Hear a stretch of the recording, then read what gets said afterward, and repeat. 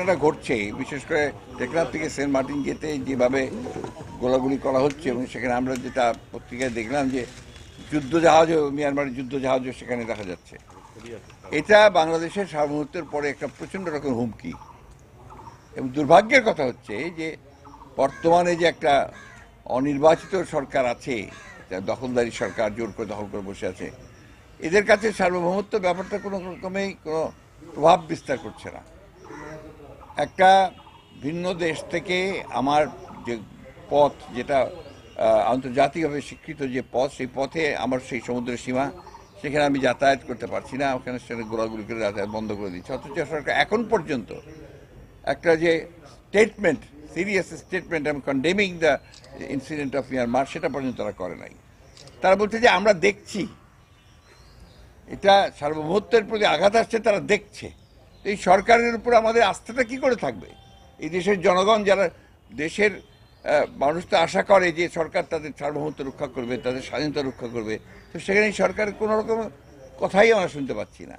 এটা আমি মনে করি যে এই সরকার যেহেতু দুর্বল একটা সরকার, তার কোনো ম্যান্ডেট নাই মানুষের, এবং অ্যাট দি সেম টাইম এটা একটা নতজানু সরকার, এই বিদেশের উপর নির্ভর করেই সে টিকে আছে, যে কারণে সে একটা কথা বলতে পর্যন্ত সাহস পায় না।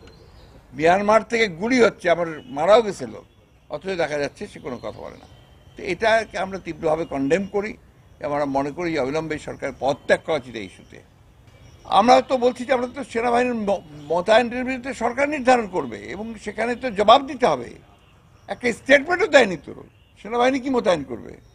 একটা স্টেটমেন্ট দেওয়া, কন্ডেম করা, একটা আন্তর্জাতিক বিশ্বের কাছে তুলে ধরা যে দে আর ভায়োলেটিং দ্য ইন্টারন্যাশনাল রুলস, আমার বাউন্ডারি নষ্ট করে দিচ্ছে, আঘাত করছে, তো সেটা তারা কিছুই তো বলে না এখন পর্যন্ত।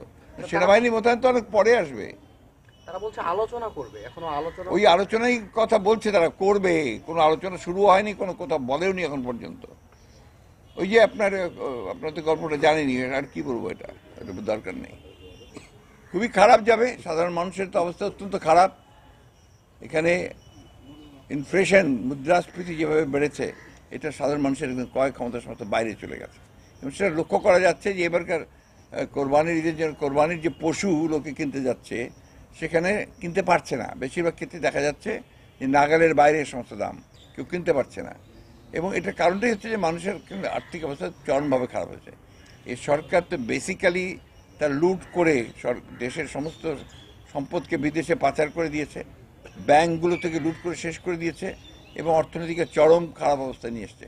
কয়েকদিনে আপনারা দেখেছেন সবাই যে দেশের প্রখ্যাত অর্থনীতিবিদরা তারা বলেছে যে দেশের অবস্থা, অর্থনৈতিক অবস্থা অত্যন্ত খারাপ, নাজুক অবস্থা।